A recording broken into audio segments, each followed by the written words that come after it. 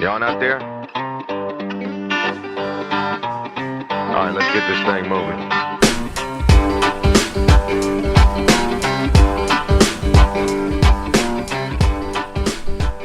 All right, guys, welcome back. Another episode of the Dirt Exchange podcast. I know it's been a little sporadic here recently, but 2020 is, man, it's come in like a lion. Just busy. Mm-hmm. I had a couple farm shows I was at. You know, your shop and your job's always busy. So we finally took a random Thursday night to get something going. Thursday night as we record it, you're probably going to see it maybe tomorrow if I have enough energy left by the time I get home to put it all together. So yeah, we wish we had more time to do this, but it's pretty tough. We both have young kids, and there's just full-time jobs and just a lot rolling around. And that's it. You know, if you got a full-time job, you got a family. We have Alps Angels. You know, I got a drone and aerial photography business, you know, as well. You know, you got a bunch of stuff going on. So there's not enough hours in the day to get everything done, unfortunately. Well, and then you add the Dirt Exchange podcast on top of it. You know, you might think it's pretty easy. You just set a camera up and, you know, mic and start recording. But it's a little bit different than that. You know? How long did it take you to set this up?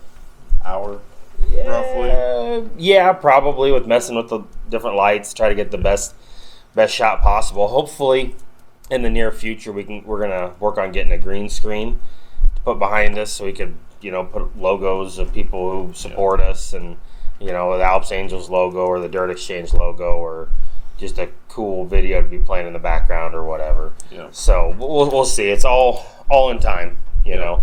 Well, we hadn't done one in a while, and we figured, you know, last weekend we were talking about it. We probably better need to do one.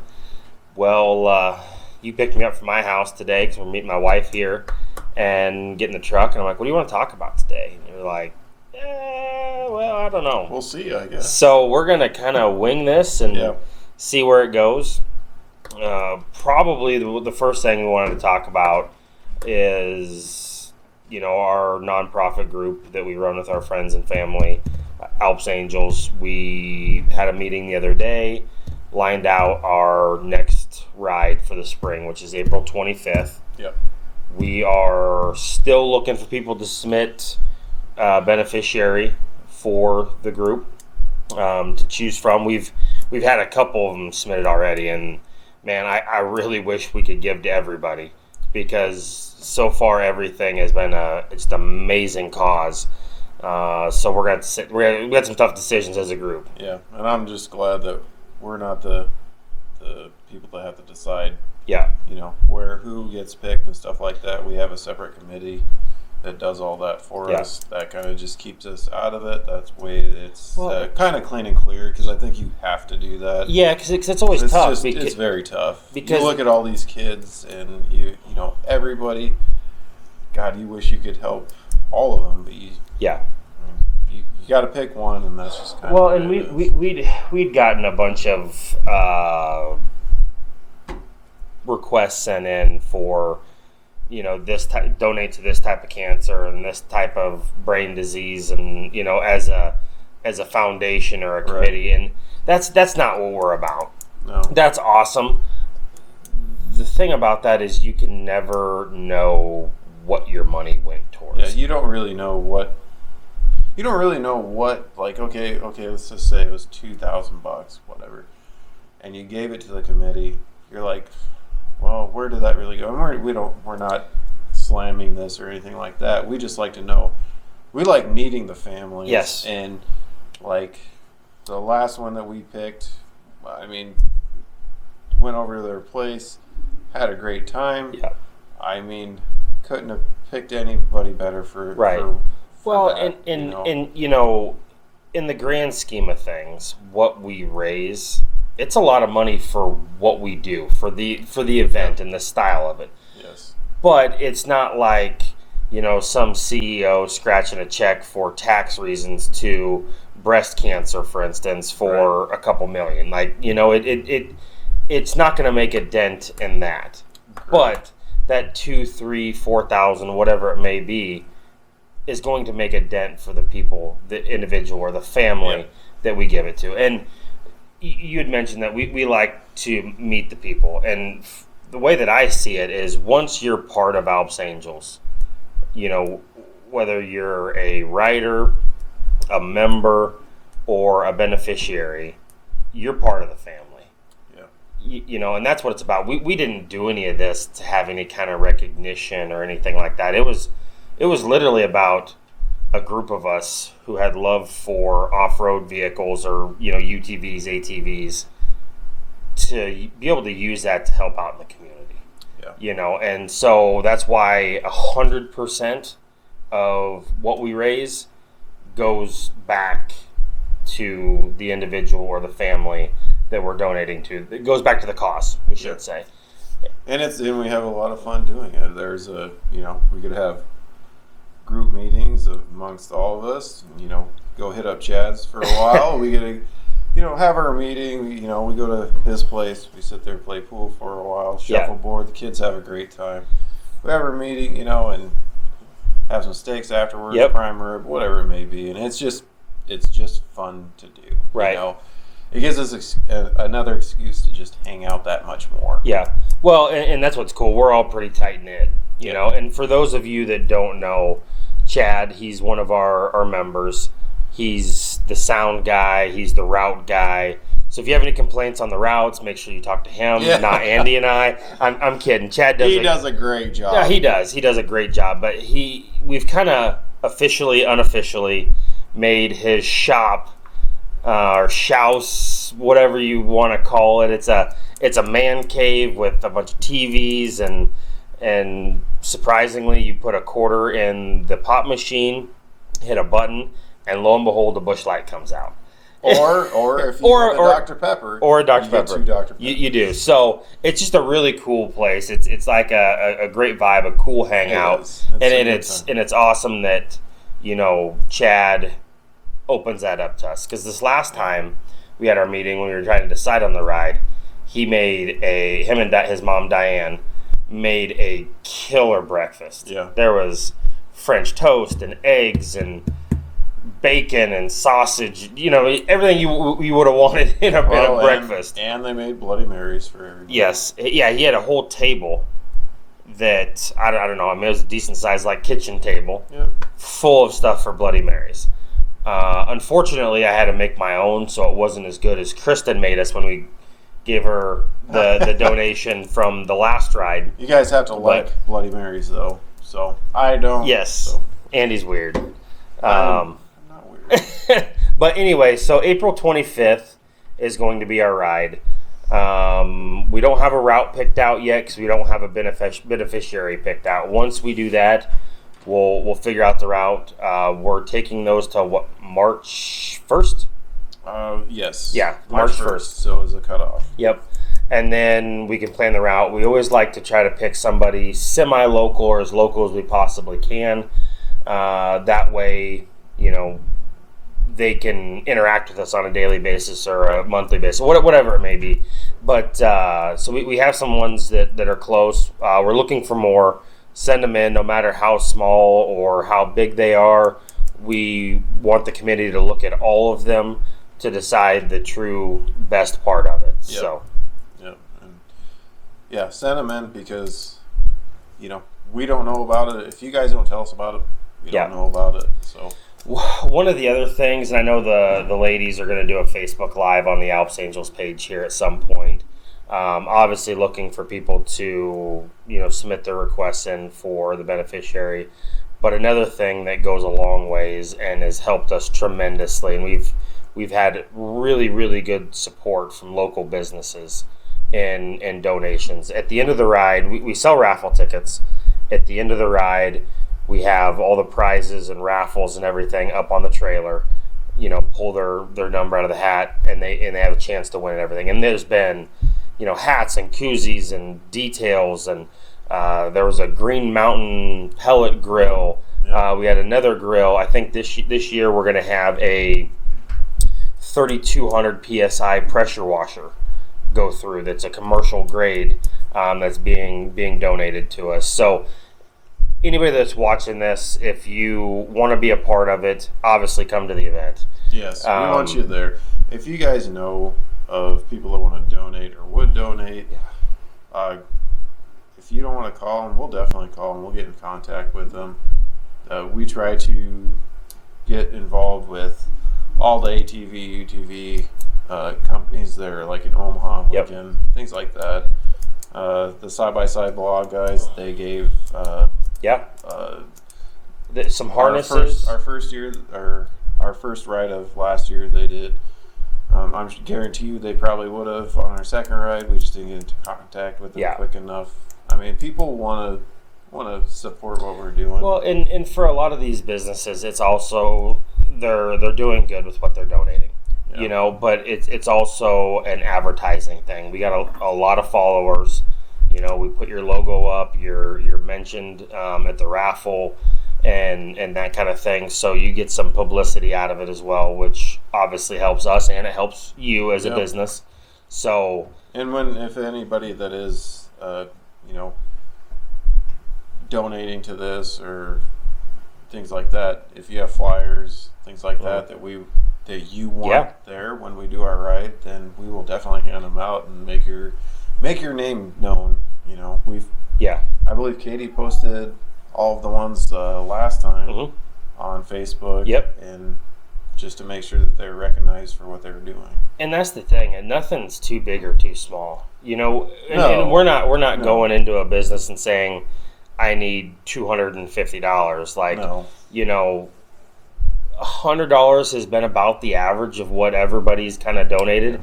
Either $100 and we go buy some prizes, or put it right into the money donated, or if you have goods, you know, like Dillon Brothers in Omaha, they donated 4 or 5 sets of goggles and some gift cards. That's all awesome. Yeah, because we can put that on our trailer and give it away. You know, because everybody likes winning something. You know, so we're looking forward to that. It should be a really, really good time. Last April when we had one, it was 65 and sunny until about a half hour before we left, and it got bitterly cold, like dropped 30 degrees in like 40 minutes. So that's not going to happen this time. I hope not, but prepare yourself. Make sure you bring gloves and a hat and a heavy coat. So you bring that up, not to change. Are we about done with this? Yeah, it's fine. Whatever. So I thought this was pretty interesting. So the other day, I was looking up stuff about, so this fell in my toolbox talk. And this talks about, like, things that could happen to you in the winter. Like, this is basically a safety topic for, like, winter driving, okay? Right, yeah. So this one came into kind of, like, I read all of these because there's, like, 10 topics, and then I took the most away from this one. So this one has to do with keeping certain things in your vehicle, okay? So just listen to this. Like a tin cup, matches, candle, paper cup, and, you know, obviously some snow and water drinks, okay? So this is what I didn't know about this. Okay, obviously, we know what the matches are for. We know what the candle's for, okay? So the first thing that came to thought to me was, like, okay, I have a candle and matches in the car. Okay, that would mean that that's probably going to keep you warm, right? Well, the other things you can use that for is melting the snow so you have something to drink. Okay? Right. And the other thing is you have the tin cup, so obviously you can burn some paper or something like that to keep you warm also in the vehicle. Oh, I suppose, okay. So what I didn't think about is in here, so obviously you're in your vehicle and the windows are rolled up. It's a sealed environment. The one thing you're going to run out of is oxygen. Oh, yeah. So when you have that candle lit and you see the fact that the candle's going out, that gives you a notification that you're running out of oxygen and you probably shouldn't be in there. So that is one thing that, like, I took away from that. I never would have thought about that. No, and I didn't either. And I was like, well, I just kind of wanted to share that with everybody because I was like, well, I thought about the fact of the heat and melting snow to be able to drink some water, but I did not think about the fact of, hey, we're running out of oxygen. We need to roll down a window or get the hell out of here. So So for all of you that drive Fords and Dodges, make sure you have those in your vehicle.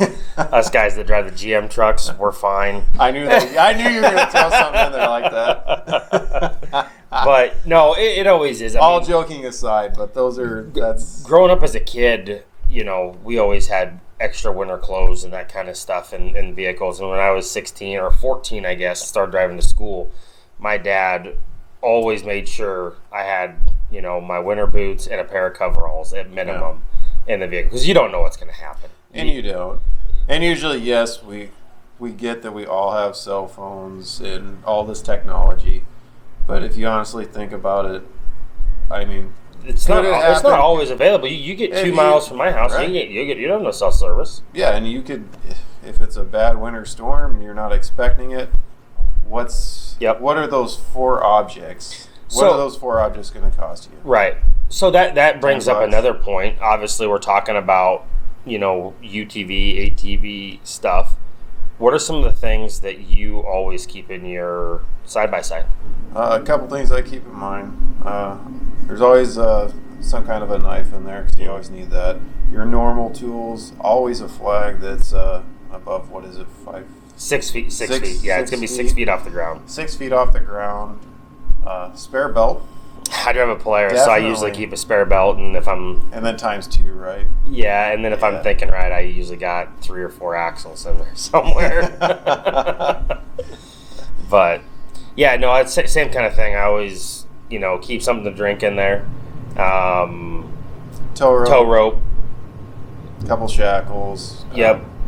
First aid kit. Definitely a couple of ratchet straps. You break a lower A-arm.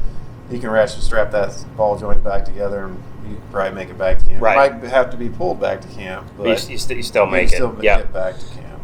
You had mentioned just a little bit ago about having a flag that's 6 feet off the ground. Yeah. We are very strict at our rides. Every machine needs to have a flag on it that's at least 6 foot off the ground. Yes. And that is the local law or the state law. But more importantly, it's safety. Yeah. There was an event that happened in our community in Prague on Monday. A gentleman was in his side-by-side. It was a Polaris Ranger North Star, out checking cattle, leaving. Don't know a lot of the details yet, but he ended up being struck by a car on a gravel road. Ejected from the side-by-side. Died on scene. Yep. Very tough thing to go through, especially obviously knowing the guy, and second of all, being in our community, and he died doing something that we're passionate about, right? Riding side-by-sides or riding, ATVs.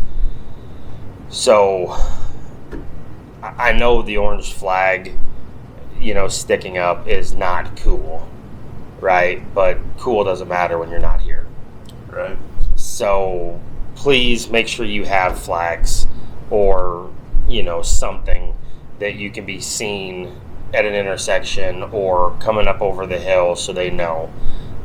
No different than a motorcycle, right? The benefit is the motorcycles are mostly highway, right? And so as long as you're in your lane, you're fine unless it's an intersection. But when we're operating these side-by-sides, we're on gravel roads. Yeah. Especially in the Bohemian Alps, there's a lot of ups and downs of terrain, so anything that you can do to be seen, heard, whatever, it's beneficial. So thoughts and prayers go out to the family and the driver of the vehicle.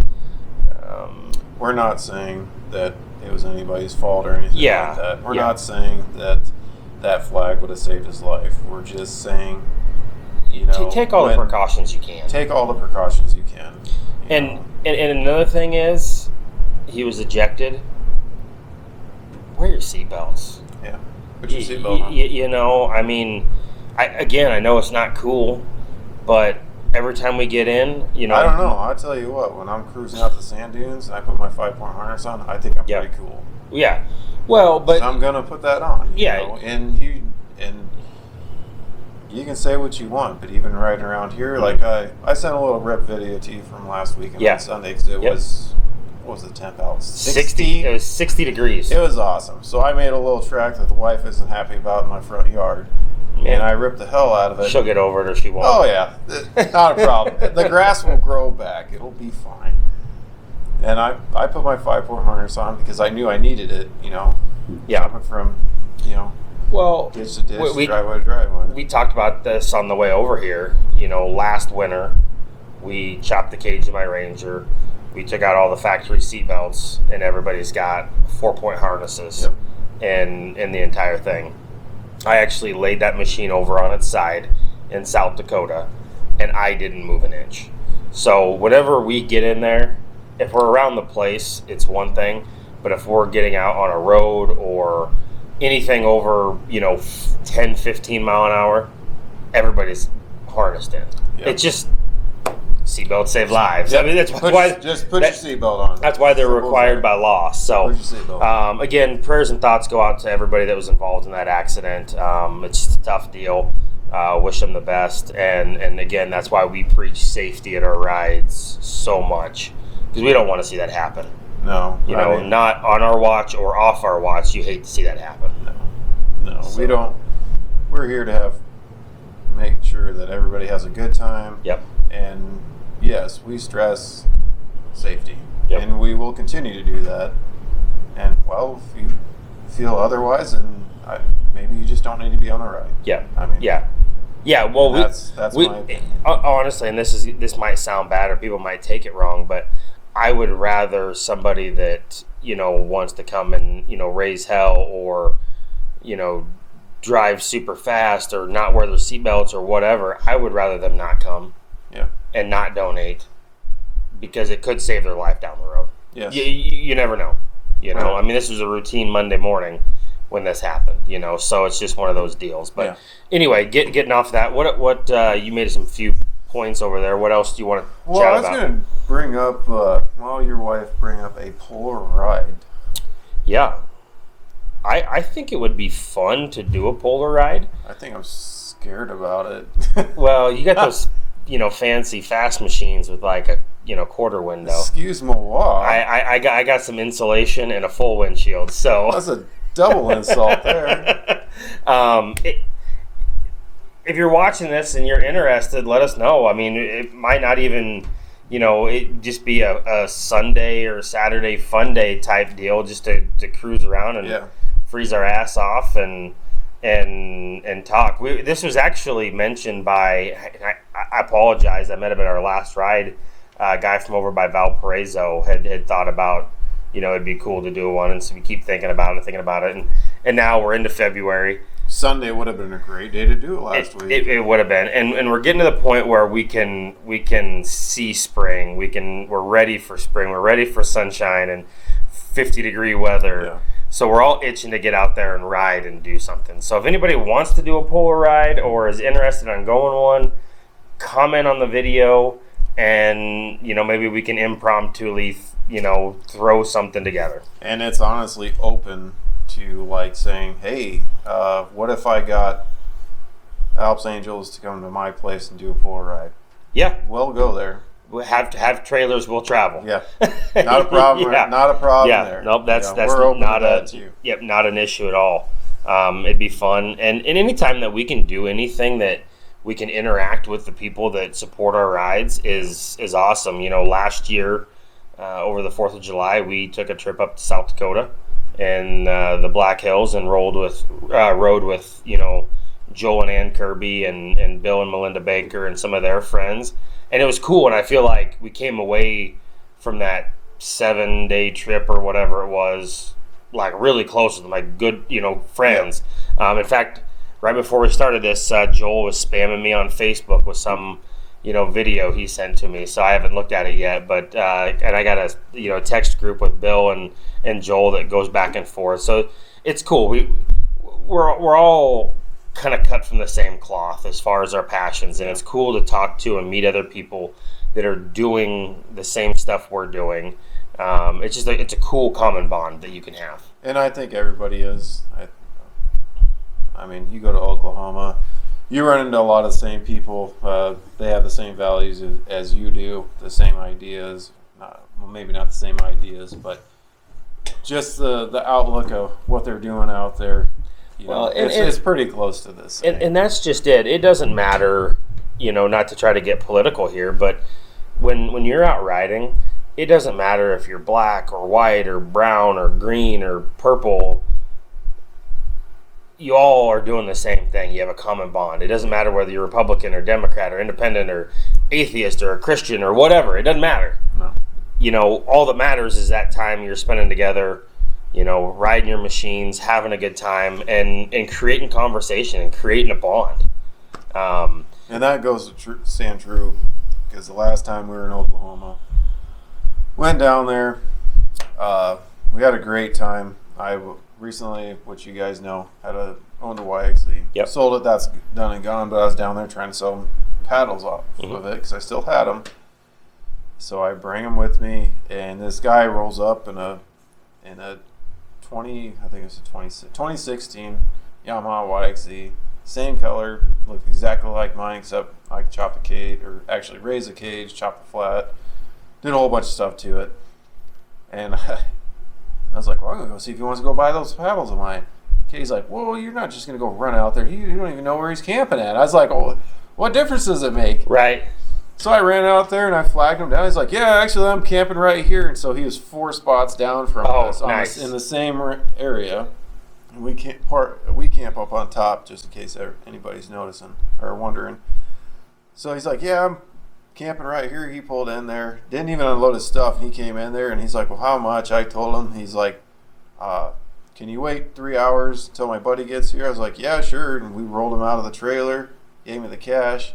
And we hung out with that group for the next 4 days until, well, maybe I shouldn't say it, but they had some carnage going on. Yeah. So they were having a good time. It wasn't because it was just bad luck. Well, that happens. That's all part of it. Yeah. The nice thing is everything can be fixed, or you got insurance. And they're a great group of people to hang out with, so. Got a good time. Got anything else on your list that you want to touch on? I was going to talk about camper/trailer maintenance. Oh, yeah. Well, because as much as we're talking about wanting to get out and ride. Yeah.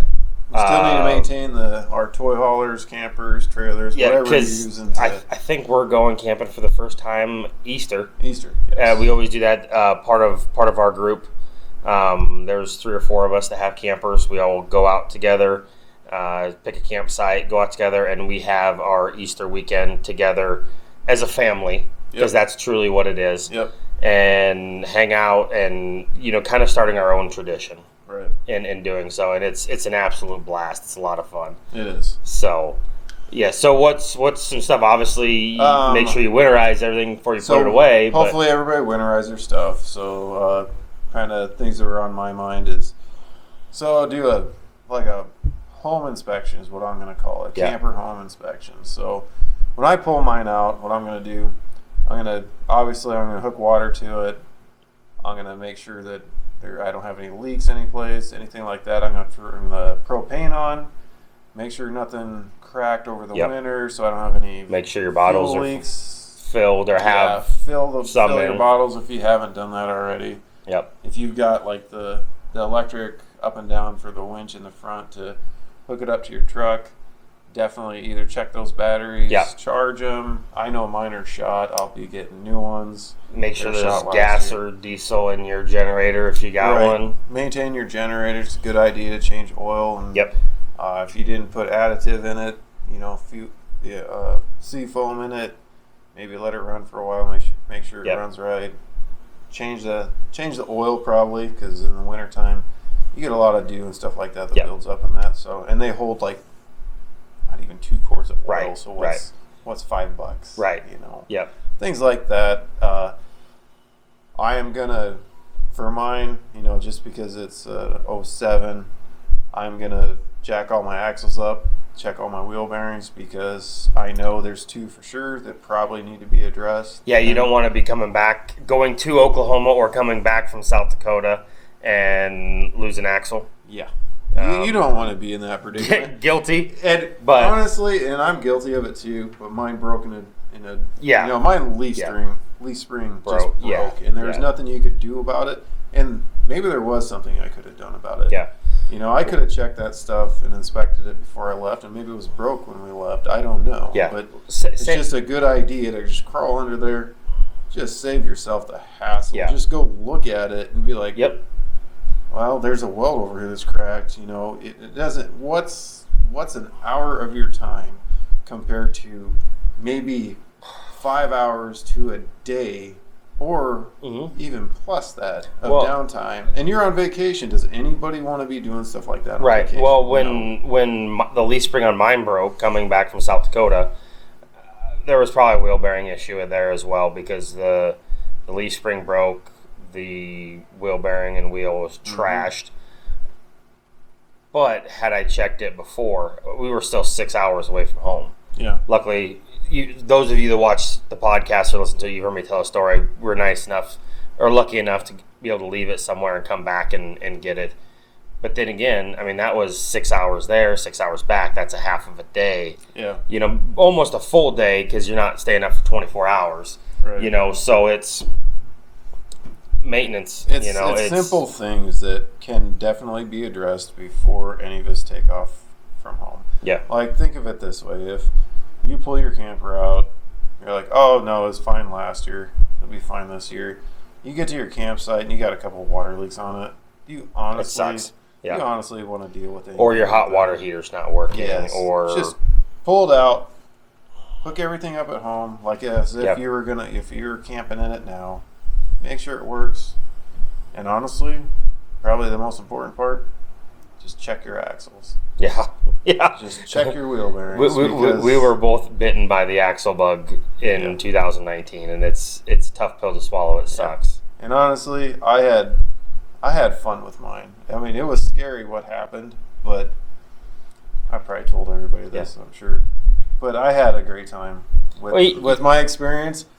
Believe it or not, yeah, everybody's like, yeah, right, he didn't have a great time, but it was just cool how the family and the crew came together on, you know, Katie ordering parts, the boys just grabbing the jack, grabbing the tools, and we just went to work, got it done on the road in 2 hours, and you got an audience of people sitting there being like, there ain't no way he's leaving this parking lot. It's like, Right.